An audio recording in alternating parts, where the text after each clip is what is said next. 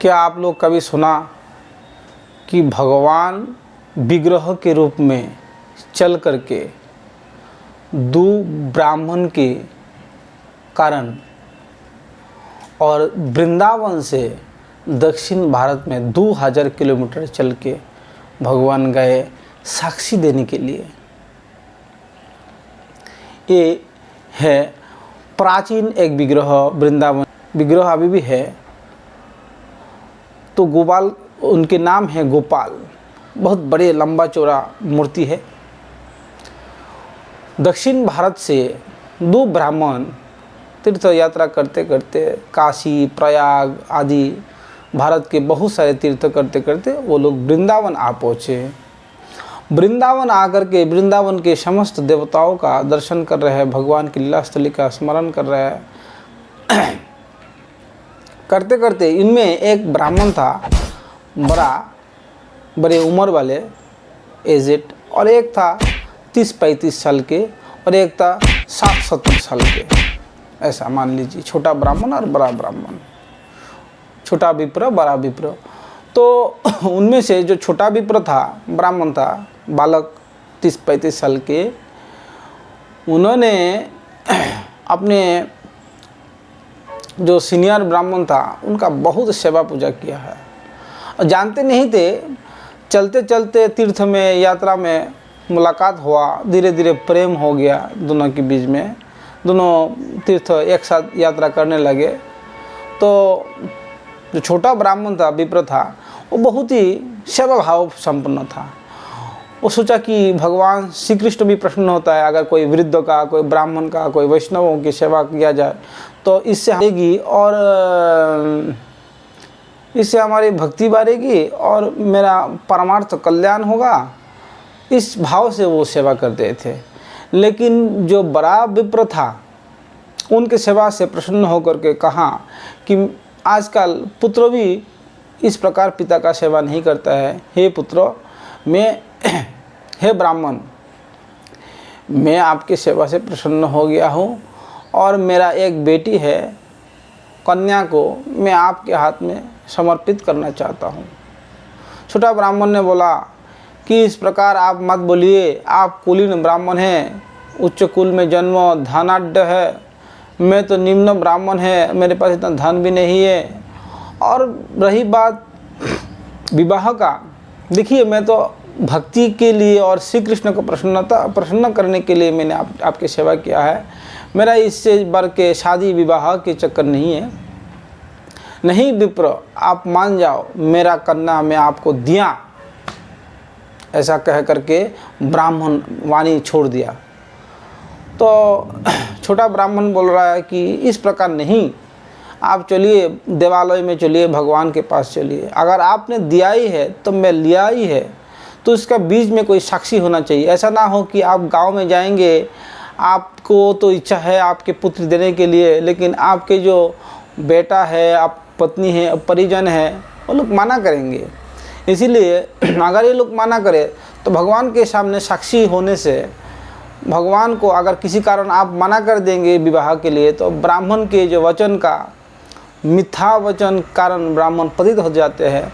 तो ऐसा मैं आपको भी नहीं होने दूंगा और मैं खुद भी नहीं होऊंगा। इसीलिए मैं भगवान के पास, श्री कृष्ण के पास मैं साक्षी करके इस बात को प्रमाणित करना चाहता हूँ। दोनों ब्राह्मण गया गोपाल के पास और गोपाल जी को कहा, हे गोपाल, मेरा अपने पुत्री इस छोटा ब्राह्मण को मैंने दिया। और छोटा ब्राह्मण विप्र बोला कि हे गोपाल, अगर किसी प्रकार ये बात से मुकर जाते हैं तो मैं आपको साक्षी के लिए बुलाऊंगा। इस प्रकार दोनों बातचीत करके चल पड़े। उसके बाद जब गांव में गए तो वो ब्राह्मण, बड़ा ब्राह्मण, इस बात को अपने परिवार को बतलाया। तो परिवार वाले बहुत नाराज़ और दुखी हो गया कि नहीं, हम लोग जहर खा के मर जाऊँगा, हम लोग ये कर लूँगा, किसी प्रकार इस ब्राह्मण को हम अपना बेटी नहीं दूँगा। हम उच्च कुल के ब्राह्मण हैं, कुलीन हैं, धनाढ्य है, हम किस प्रकार नीचे कुल के ब्राह्मणों को, देखिए कितना भेदभाव है, ऐसा नहीं होना चाहिए। जो भी है, तो इस प्रकार जब ये लोग बातचीत कर रहे थे तो बड़ा विप्र, बहुत उनका बुद्धि काम नहीं कर रहे, क्या किया जाए। तो उसके जो बेटा था, बड़ा बेटा, उसने कहा कि पिताजी आप ऐसा कह दीजिए कि हमें तो याद नहीं हम तीर्थ यात्रा में क्या कहा था, बाकी बात हम संभाल लेंगे। अब इतना कह दीजिए। इतना कहने से आपका जूठा आपके वचन जूठा भी नहीं होगा और आप सत्य से भी बच जाएंगे। तो छोटा ब्राह्मण आए और पूछा, क्या ब्राह्मण आपके मन में क्या चल रहा है? मुझे आप कन्या देने के लिए वादा किया, प्रतिज्ञा किया भगवान के सामने, क्या हुआ? आप अपने कन्या के बारे में कोई बात ही नहीं कर रहे, क्या बात है? तो बड़ा विप्र बोला कि हमें तो कुछ याद नहीं है। इतना कहते ही उसके जो पुत्र लाठी लेके आया और वो छोटा ब्राह्मण को मारने के लिए, हैं मेरा पिताजी से मेरा पिताजी को तुम बहला फुसला करके क्या उनके साथ तुम बदतमीजी कर रहे हो? हटो यहाँ से, जाओ यहाँ से, तुमको अभी मार मार के भगा दूँ, एकदम हड्डी पसली एक कर दूँगा। तो छोटा विप्र जो है डर के मारे चले गया और दूसरा दिन गांव के मुखियाओं को लेकर के इनके घर के सामने आ गया और कहा कि देखिए, ये बड़ा विप्र ब्राह्मण हमें भगवान के सामने प्रतिज्ञा किया था कि आपके कन्या में प्रतिज्ञा किया था कि मेरा कन्या मैं आपके हाथ में सपता हूँ। तो अभी वो ब्राह्मण मना कर रहा है कि हमें कुछ याद नहीं है। तो उसके जो पुत्र था बड़ा विप्र के बेटा, वो कह रहे कि देखिए महोदयों, ये मेरा पिताजी के पास जो है यात्रा के समय थोड़ा धन था, पैसा लक्ष्मी था, और ये पैसा का चक्कर में मेरा पिताजी का सेवा शुश्रूषा करने लगे और एक समय पा करके मेरा पिताजी को खाने के साथ धतूरा एक प्रकार के बीज होता है, धतूरा खिला दिया और मेरा पिताजी को बेहोश करा करके और सारे धन लूट लिया। और अभी ऊपर से इल्ज़ाम लगा रहा है कि उनको बेटी देने की बात हुआ था। ये तो बहुत बड़ा पापी है, मेरा पिता को मारने का और उनसे धन लूट लिया है। तो इसका विचार आप लोग कीजिए। तो छोटा विप्र ने कहा कि देखिए, इस प्रकार की कोई बात नहीं, ये लोग सत्यता से अभी मुकारने के लिए, सत्य से बचने के लिए अभी इस प्रकार की इल्ज़ाम मेरे ऊपर लगा रहा है। मेरे पास एक साक्षी है जो भगवान गोपाल स्वयं श्री कृष्ण है विग्रह में। हम लोग इस विग्रह के सामने बात हुई थी, इस विग्रह के सामने हम लोग प्रतिज्ञाबद्ध हुआ दोनों मिलके। तो हम साक्षी को लाऊंगा और साक्षी को ला करके यहाँ साक्षी दिलवाऊंगा, तब तो आप लोग मान जाओगे ना।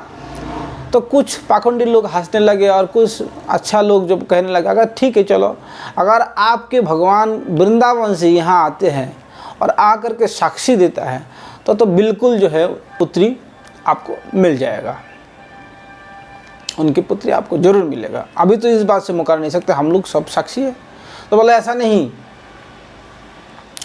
मैं इसका लिखित चाहता हूँ, पेपर लाइए, पेन लाइए, इसको लिखित किया जाए, उनके साक्षर लीजिए, उनकी जो हस्ताक्षर लीजिए, मेरा भी हस्ताक्षर लीजिए और उसको आप लोगों को बीच में रखिए। मैं ठाकुर जी को बुला कर लाता हूँ और जो है उसके बाद फिर वो दोबारा ना मुकर पाए।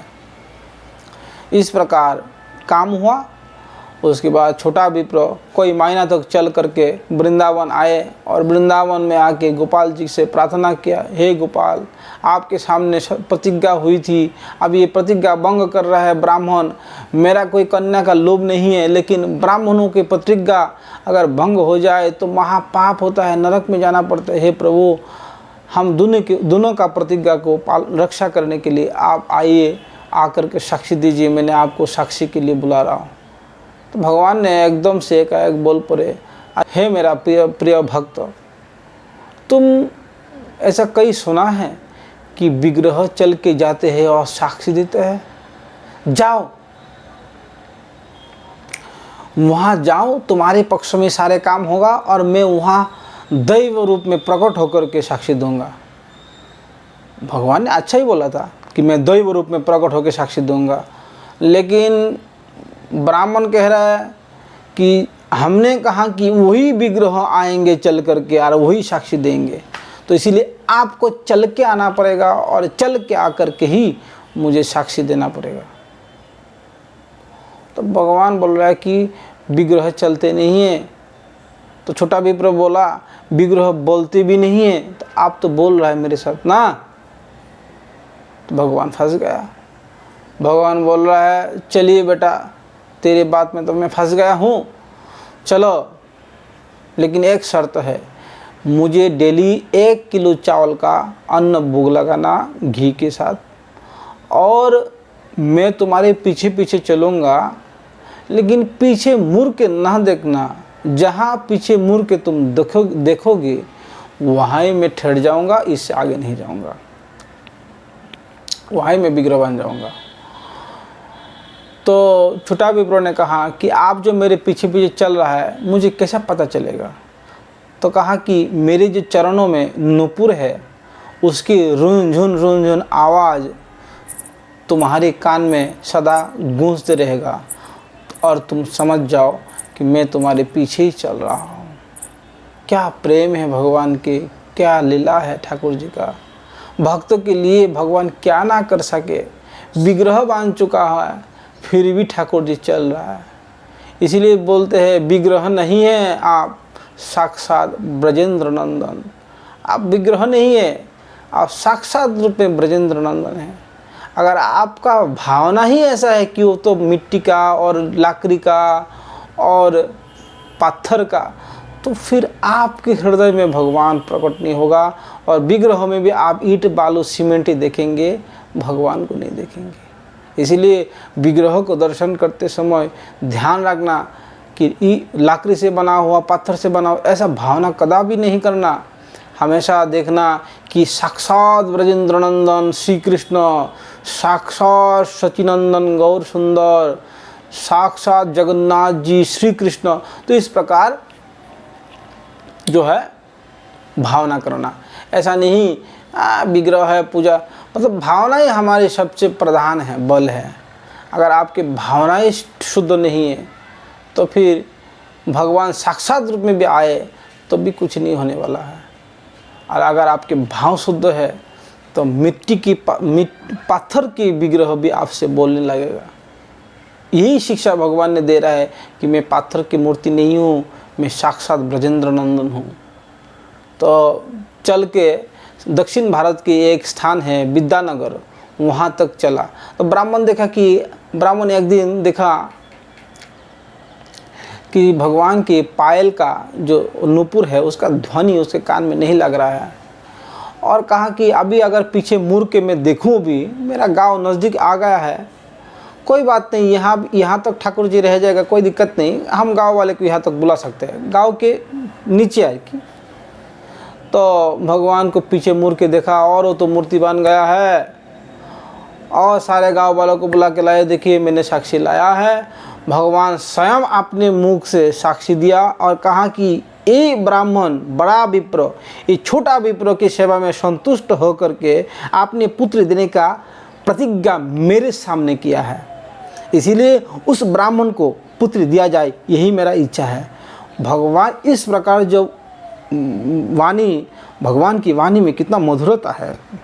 तो भगवान ने जब बोले, समस्त मनुष्य जय जयकार करने लगे, भक्त लोग आनंदित हो गया है, और ब्राह्मण दोनों जो रोने लगे भगवान के चरण पकड़ करके, और कहा कि प्रभु आप यहाँ ही रह जाओ। फिर ठाकुर जी जो है वृंदावन के ठाकुर अभी वहाँ ही है। वो पहला विद्यानगर में था, तो विद्यानगर के राजा को परास्त करके पुरुषोत्तम नाम के राजा था, तब जगन्नाथपुरी में वो पुरुषोत्तम राजा ने विद्यानगर के राजा को परास्त करके वहाँ से भगवान को भी उसके राज्य भी जीत लिया, और ठाकुर जी को बाद में कटक में लाया। कटक में राजा का राजधानी था, कटक में एक मंदिर बना दिया। उसके बाद कटक से जगन्नाथपुरी में लाया, और जगन्नाथपुरी में श्री जगन्नाथ जी का जो भोग बनते थे, और उसमें जो मालपुआ, रसगुल्ला, आमृति, ये सब मीठा मीठा जो वस्तु है, वो साक्षी गोपाल सब खा जाता था। जो गोपाल है वो सब खा जाते थे। और ठाकुर जी के लिए, अर्थात अंदर के जो जगन्नाथ जी है, बलराम सुभद्रा, उनके लिए सिर्फ चावल और दाल छोड़ते थे। वो गोपाल वृंदावन के ठाकुर जी, उसको चावल दाल खाने का कोई अभ्यास ही नहीं।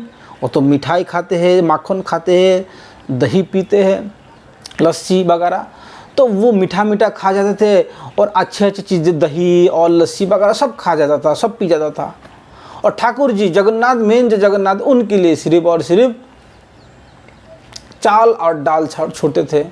तो जगन्नाथ जी कुछ दिन तक तो ऐसा चलते रहा। जगन्नाथ जी परेशानी हो कि एक दिन राजा को सपनों में आज्ञा दिया, हे महाराज, तुम इस साक्षी गोपाल को जो है दूसरा स्थान पे अच्छा मंदिर बना के दो, ये मेरा सारे भूख खा जा रहा है, सारे प्रसाद मतलब सारे स्वीट और मिठाई, मालपुआ, रसगुल्ला, आमिरती, जलेबी सब खा जा रहा है और मेरे लिए सिर्फ चावल दाल छोड़ रहा है। भाई मैं चावल दाल खा कर थक गया, मुझे भी तो मन कर रहा है कभी कभी स्वीट खाने का है। ये वृंदावन के ठाकुर है, ये चट्टू है, ये बहुत ही रुचक खाना खाते हैं। तो उसको जो तुम जो है दूसरा जगह पे शिफ्ट करो और वहाँ पे मंदिर बना दो। फिर जगन्नाथ जी के आज्ञा से राजा ने जगन्नाथ मंदिर से 6-7 किलोमीटर दूर अभी साक्षी गोपाल उस स्टेशन है, वहाँ पे एक गांव में साक्षी गोपाल को एक मंदिर बना दिया। पुजारियों ने वहाँ पे भी व्यवस्था बना दिया। उस समय से अब तक वहाँ ही सेवा पूजा चल रहा है। और जो लोग जगन्नाथपुरी में जाते हैं वो अभी भी देख सकता है कि भगवान श्री वही ठाकुर जी, वही भगवान एक भक्त की प्रेम डोर में बंदी होकर के और जो साक्षी देने आया है। ये सुंदर लीला है, कथा है, ये अपूर्व कथा है। ये सब बातें हमारे भक्ति को बढ़ाने वाली है। देखिए अभी जगन्नाथ जी के साथ भी जगन्नाथपुरी में प्रेम कलह हो गया, अर्थात जगन्नाथ कह रहे हैं कि मेरा भोग जो है गोपाल खा जा रहा है। तो देखिए, तो इसमें ये प्रमाणित हो रहा है कि जगन्नाथ जी को या ठाकुर जी को या विग्रह को जो हम जो कुछ भोग लगाते हैं, पत्रम पुष्पम फलम तुयम, जो भी कुछ प्रेम से भोग लगाते हैं वो भगवान ग्रहण करते हैं। अगर ग्रहण नहीं करता तो क्यों कहते कि मेरा भोग वो खा ले रहा है। ये प्रमाण दे रहा है, हे प्रिय भक्तों, तुम लोग जो प्रेम से मुझे जो भी कुछ अर्पण कर रहे हो मैं सब कुछ ग्रहण करता हूँ। मेरा भी हाथ है, पैर है, कान है, आँख है, मुँह है, नाक है, मैं भी जीवा से स्वाद लेता हूँ। मैं भी तुम्हारे दिया हुआ वस्तु को ग्रहण करता हूँ, स्वाद लेके खाता हूँ कि ये मेरा प्रिय भक्त इस भाव से मुझे इस चीज़ को बना के दिया था। भगवान के दिव्य अंग है, वो सब अंगों से सब कुछ कर सकते हैं। इसीलिए हम लोग उनके अंग प्रत्यंग नहीं देख सकते। उनके सामने भोग लगाने से हम नहीं देख सकते कि वो कैसा खा रहा है, क्योंकि वो दिव्य ढंग से खाते हैं, ग्रहण करते हैं। दृष्टि से भी खा सकते हैं।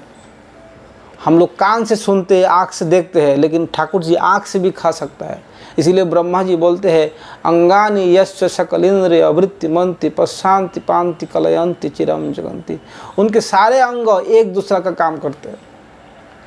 आँख से देख भी सकते हैं, आँख से खा भी सकते हैं, आँख से आशीर्वाद भी देख सकते हैं, आँख से दुनिया को भस्म भी कर सकते हैं, आँख से कुछ भी कर सकते हैं।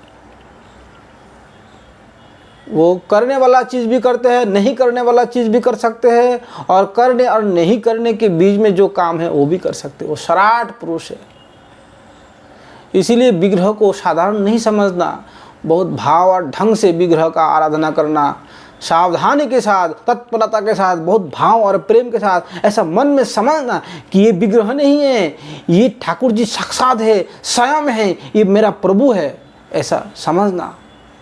हाँ, ये विग्रह नहीं है, ये साक्षात श्री कृष्ण है, साक्षात ब्रजेंद्र नंदन है। इस प्रकार भाव से जब आप ठाकुर जी के साथ संबंध जुड़ेंगे तो जरूर प्रभु आपके साथ भी वार्ता करेंगे, आपके साथ सारी लीला करेंगे जो लीला हो चुका था। भाव के ऊपर है। भावग्राही जनार्दन, जनार्दन क्या ग्रहण करते हैं? भाव को ग्रहण करते हैं। भगवान के पास कुछ भी अभाव नहीं है। अनंत अनंत लोक में उनकी सेवा करने के लिए लाइन से खड़े हैं। आपके ये दो कौड़ी का चीज़ को भगवान की किसी प्रकार का जरूरत नहीं, लेकिन आपके भाव जो है ना उसको प्रभु का जरूरत है। इसीलिए वस्तु में ज़्यादा ध्यान ना दीजिए, भाव में दीजिए। यही भगवान चाहते हैं। भगवान हमसे भावे ग्रहण मांगते हैं। तुम्हारे भाव, तुम्हारे प्रेम, तुम्हारे जो प्रभु के साथ संबंध, उसको रुचक और मीठा बनाओ। उसको ही ठाकुर जी मांगते हैं, और उसको हम दूसरा जगह पे दे चुका हूँ। वहाँ से आप लाइए, प्रभु में लगाइए। हाँ, हम वस्तु भगवान को देते हैं लेकिन भाव किसी और को देता है। ना ना ना, भगवान को भाव चाहिए, वस्तु और किसी को दे दो। भगवान के पास कुछ भी अभाव नहीं है, सब कुछ उनके पास जो है परिपूर्ण रूप से है। हमारी चीज़ का किसी प्रकार का जरूरत उनको नहीं है। इस प्रकार साक्षी गोपाल साक्षी दिया। आज भी आप लोग जाकर दर्शन कर सकते हैं। जगन्नाथपुरी से 6 किलोमीटर ज़्यादा दूर नहीं।